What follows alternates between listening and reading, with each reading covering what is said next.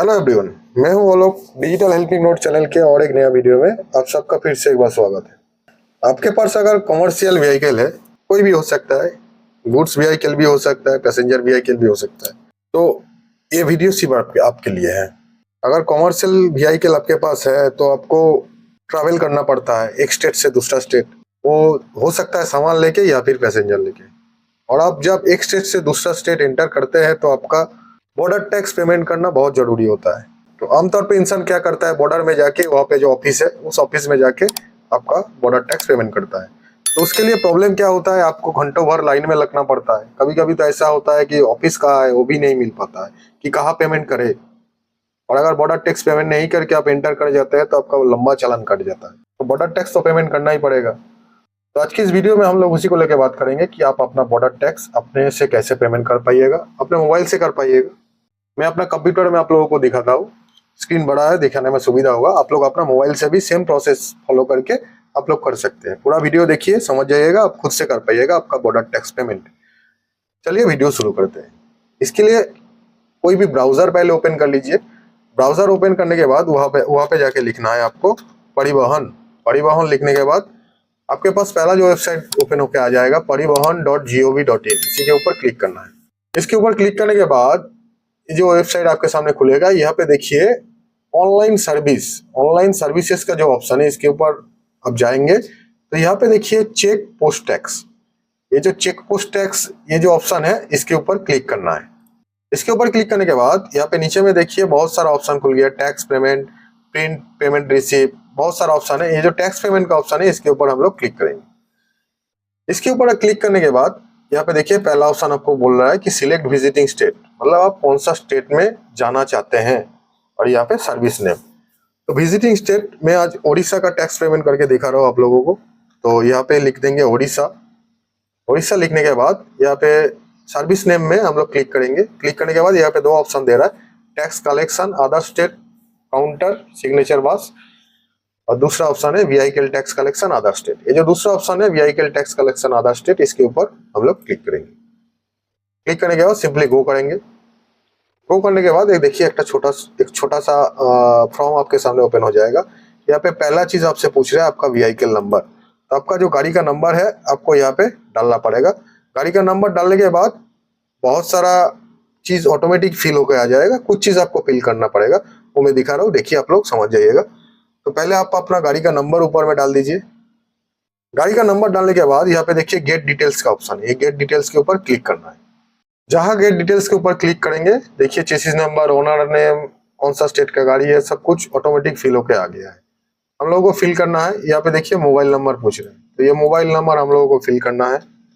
Mobile number fill करने के बाद फिर यहाँ पे देखिए फॉर्म स्टेट ऑटोमेटिक फिल होके आ गया है। व्हीकल टाइप भी फिल हो गया, व्हीकल क्लास भी फिल हो गया। फिर यहाँ पे राइट हैंड साइड में देखिए सर्विस टाइप, ये जो सर्विस टाइप है इसको नॉट अप्लीकेबल कर देंगे। परमिट टाइप को भी नॉट अप्लीकेबल कर देंगे। फिर यहाँ पे देखिए सीटिंग कैपेसिटी ऑटोमेटिक फिल हो गया है, स्लीपर कैप हो गया है, इंश्योरेंस वैलिडिटी, आपका गाड़ी का insurance validity, road tax validity, सब कुछ यहाँ पे शो हो रहा है।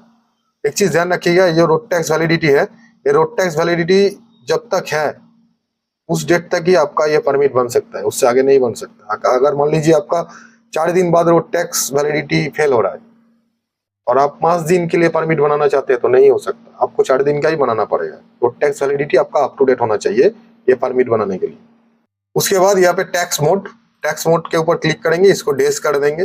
पर्पस ऑफ जर्नी, ये पर्पस ऑफ जर्नी आपको सिलेक्ट करना है, कौन सा पर्पस के लिए, आपका कैरिंग गुड्स है या कैरिंग पैसेंजर है, आप सिलेक्ट कर लीजिएगा। एंटरिंग डिस्ट्रिक्ट, कौन सा डिस्ट्रिक्ट से आप एंटर कर रहे हैं, तो मेरे केस में बालेश्वर था तो मैं बालेश्वर सिलेक्ट कर लेता हूँ। उसके बाद फ्रॉम डेट, आप कौन सा डेट से एंटर करना चाहते हैं, कौन सा डेट को और कौन सा डेट तक आपको ये परमिट चाहिए। मेरा केस में जैसे 10 तारीख है और मुझे एक हफ्ता के लिए रहना है वहाँ पे, तो मैं 17 तारीख सिलेक्ट कर लेता हूँ। 10 तारीख से लेकर 17 तारीख, 7 दिन हो गया। ये फिर सब कुछ फिलअप करने के बाद नीचे में देखिए कैलकुलेट टैक्स का ऑप्शन है, जो कैलकुलेट टैक्स का ऑप्शन है इसके ऊपर हम लोग क्लिक करेंगे। इसके ऊपर क्लिक करने के बाद देखिए टैक्स कैलकुलेट होके मुझे यहाँ पे 430 रुपया टैक्स दिखा रहा है। यहाँ पे ब्रेकअप भी दे दिया है। फिर इसको पेमेंट करने के लिए हम लोग सिंपली ये जो पे टैक्स का ऑप्शन है इसके ऊपर हम लोग क्लिक करेंगे। क्लिक करने के बाद आपके सामने एक छोटा सा पॉपअप ओपन होगा, इसको सिंपली कंफर्म कर देंगे। कंफर्म करने के बाद देखिए आप लोगों को पेमेंट गेटवे में लेके आ जाएगा।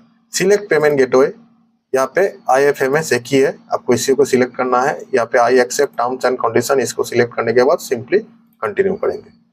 कंटिन्यू करने के बाद देखिए आप लोगों के सामने चालान ओपन हो जाएगा। चालान को देख लीजिए, देख के नीचे जाएंगे। नीचे जाने के बाद यहाँ पे नेक्स्ट करेंगे।